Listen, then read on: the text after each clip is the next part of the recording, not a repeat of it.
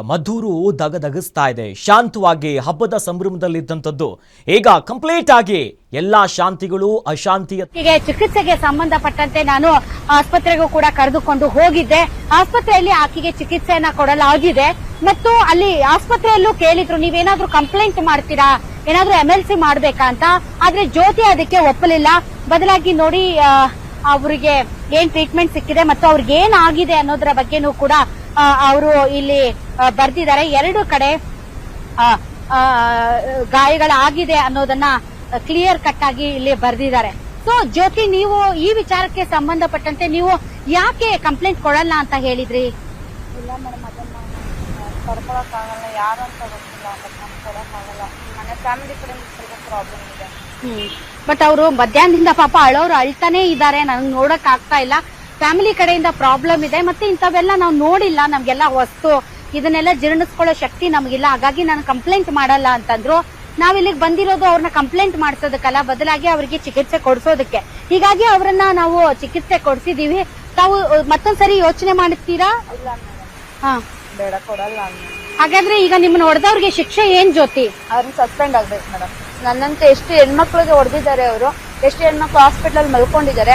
ಅವ್ರ ಎಲ್ಲಾರ ಕಡೆನೂ ನಾನು ಕೇಳ್ಕೊಳ್ಳೋದಷ್ಟೇ, ಅವರು ಏನು ಕೈ ಮಾಡಿದ್ದಾರೆ ಪೊಲೀಸ್ನವರು, ಅವ್ರು ಸಸ್ಪೆಂಡ್ ಆಗ್ಬೇಕು. ಇಲ್ಲ ಸರ್ಕಾರಕ್ಕೆ ನಾನು ಒಪ್ಪಿಸ್ತೀನಿ, ಸರ್ಕಾರದಿಂದ ಏನ್ ಕೊಡ್ತಾರೆ ಅದಕ್ಕೆ ನಾನು ತಲೆ ತೋರಿಸ್ತೀನಿ ಮೇಡಮ್. ಬಟ್ ಹಾಗೆ ನೋಡಿದ್ರೆ ಅಲ್ಲಿ ಮಹಿಳಾ ಸಿಬ್ಬಂದಿಗಳು ಇರ್ಲಿಲ್ಲ ಅಂತ ಅಲ್ಲ, ಮಹಿಳಾ ಕಾನ್ಸ್ಟೇಬಲ್ಗಳು ಕೂಡ ಇದ್ರು. ಆದ್ರೆ ಮಹಿಳಾ ಕಾನ್ಸ್ಟೇಬಲ್ಗಳು ಈ ಪರಿಸ್ಥಿತಿಯನ್ನ ನಿಭಾಯಿಸಬೇಕಾಗಿತ್ತು.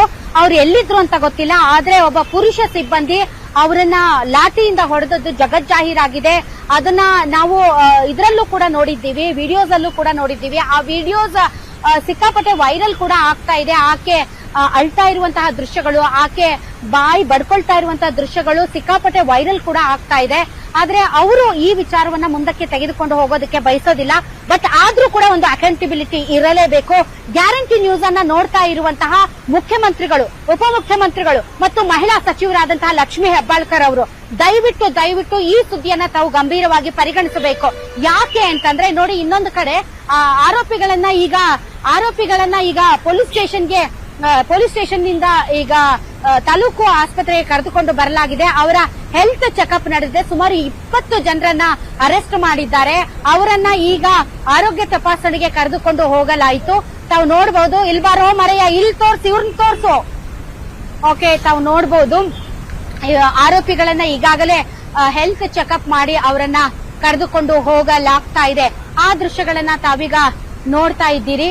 ಸೊ ಇವರು ಆರೋಪಿಗಳು, ಕಲ್ಲೆಸ್ತಂತಹ ಆರೋಪಿಗಳು. ಸುಮಾರು 20ಕ್ಕೂ ಹೆಚ್ಚು ಜನರನ್ನ ಪೊಲೀಸರು ಅರೆಸ್ಟ್ ಮಾಡಿರುವಂತದ್ದು. ಈಗ ತಾನೇ ತಾಲೂಕು ಆಸ್ಪತ್ರೆಗೆ ಅವರನ್ನ ಹೆಲ್ತ್ ಚೆಕಪ್, ಆರೋಗ್ಯ ತಪಾಸಣೆಯನ್ನ ಮಾಡಿ ಮತ್ತೆ ಮುಂದಿನ ಪ್ರಕ್ರಿಯೆಯನ್ನ ಮಾಡ್ತಾರೆ ಅಂತ ಅನ್ಸುತ್ತೆ. ಇನ್ನು ಜ್ಯೋತಿ ವಿಚಾರಕ್ಕೆ ಬರೋದಾದ್ರೆ, ಜ್ಯೋತಿ ಅವರು ಈ ವಿಚಾರದಲ್ಲಿ ನಾನು ಯಾವುದೇ ರೀತಿ ಪೊಲೀಸ್ ಕಂಪ್ಲೇಂಟ್ ಎಲ್ಲ ಕೊಡೋದಿಲ್ಲ, MLC ಪ್ರಕ್ರಿಯೆಗೂ ಕೂಡ ಅವರು ಅಲ್ಲಿ ಹಾಸ್ಪಿಟಲ್ ಅಲ್ಲಿ ಇಲ್ಲ, ನಾನು ಇದನ್ನ ಮುಂದಕ್ಕೆ ತೆಗೆದುಕೊಂಡು ಹೋಗೋದಿಲ್ಲ ಅಂತ ಆಸ್ಪತ್ರೆಯಲ್ಲಿ ಸಿಗ್ನೇಚರ್ ಕೂಡ ಮಾಡಿದ್ದಾರೆ. ಅವರು ಇದನ್ನ ಮುಂದಕ್ಕೆ ತಗೊಂಡು ಹೋಗಲ್ಲ ಅಂದ ಮಾತ್ರಕ್ಕೆ ಯಾರು ಆಕೆಗೆ ಹೊಡೆದಿದ್ದಾರೆ ಅವ್ರನ್ನ ಸುಮ್ಮನೆ ಬಿಡುವಂತಹ ಪರಿಸ್ಥಿತಿನೇ ಇಲ್ಲ. ಯಾಕೆ ಅಂತಂದರೆ ಹೆಣ್ಮಕ್ಕಳ ಮೇಲೆ ಒಬ್ಬ ಪುರುಷ ಸಿಬ್ಬಂದಿ ಕೈ ಮಾಡುವಂತಹ ಯಾವ ಕಾನೂನು ಕೂಡ ಇಲ್ಲ. ಆದರೆ ಕೈ ಮಾಡಿರೋದು ಘನಘೋರ ಅಪರಾಧ. ಈ ಹಿನ್ನೆಲೆಯಲ್ಲಿ ಮಹಿಳಾ ಸಿಬ್ಬಂದಿಗಳಿದ್ರೂ ಕೂಡ ಒಬ್ಬ ಪುರುಷ ಕಾನ್ಸ್ಟೇಬಲ್ ಒಬ್ಬ ಮಹಿಳೆಯನ್ನ ಆ ರೀತಿ ಲಾಠಿ ತಗೊಂಡು ಹೊಡೆದಿರೋದು ಅಕ್ಷಮ್ಯ ಅಪರಾಧ. ಅವರ ವಿರುದ್ಧ ಕಾನೂನಿನ ಕ್ರಮ ಆಗಲೇಬೇಕು. ತಾವು ಏನ್ ಹೇಳ್ತೀರಿ ಜ್ಯೋತಿ? ಅಂದ್ರೆ ನೀವು ಕಂಪ್ಲೇಂಟ್ ಕೊಟ್ಟಿಲ್ಲ ಅಂದ ಮಾತ್ರಕ್ಕೆ ಈ ವಿಷಯನ ತುಂಬಾ ಗಂಭೀರವಾಗಿ ಪರಿಗಣಿಸದೇ ಇರುವಂತ ಚಾನ್ಸಸ್ ಇದೆ. ಹೌದಾ ಮೇಡಮ್? ಇಲ್ಲ ಮೇಡಮ್, ಅವ್ರು ಸಸ್ಪೆಂಡ್ ಆಗ್ಲೇಬೇಕು. ಸಸ್ಪೆಂಡ್ ಆಗಿಲ್ಲ ಅಂದ್ರೆ ನಾಳೆ ಕೂಡ ಬಂದಿದೆ. ನಾಳೆ ಯಾರೆಲ್ಲ ಬರ್ತಾರೆ ನಾನು ಅವ್ರ ಹತ್ರನೇ ಹೋಗಿ ಮಾತಾಡ್ತೀನಿ.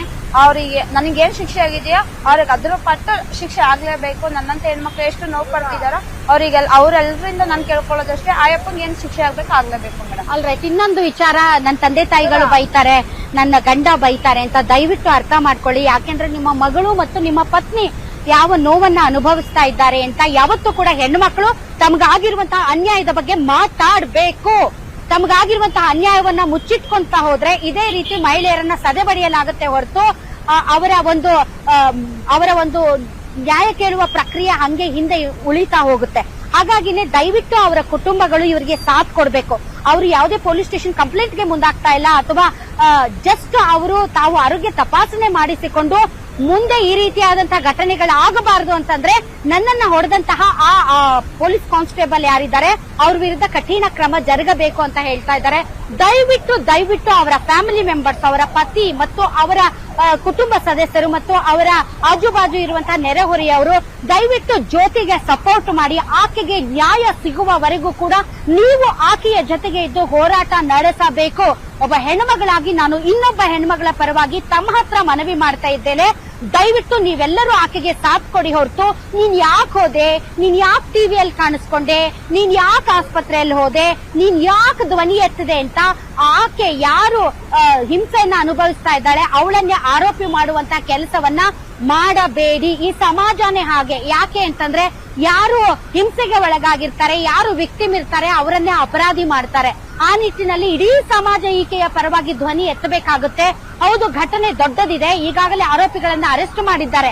ಆದ್ರೆ ಒಬ್ಬ ಮಹಿಳೆಯನ್ನ ಒಬ್ಬ ಪೊಲೀಸ್ ಹೊಡೆಯೋದಿದೆಯಲ್ಲ, ಅದು ನಿಜಕ್ಕೂ ಕೂಡ ಒಳ್ಳೆಯ ಬೆಳವಣಿಗೆ ಅಲ್ಲ.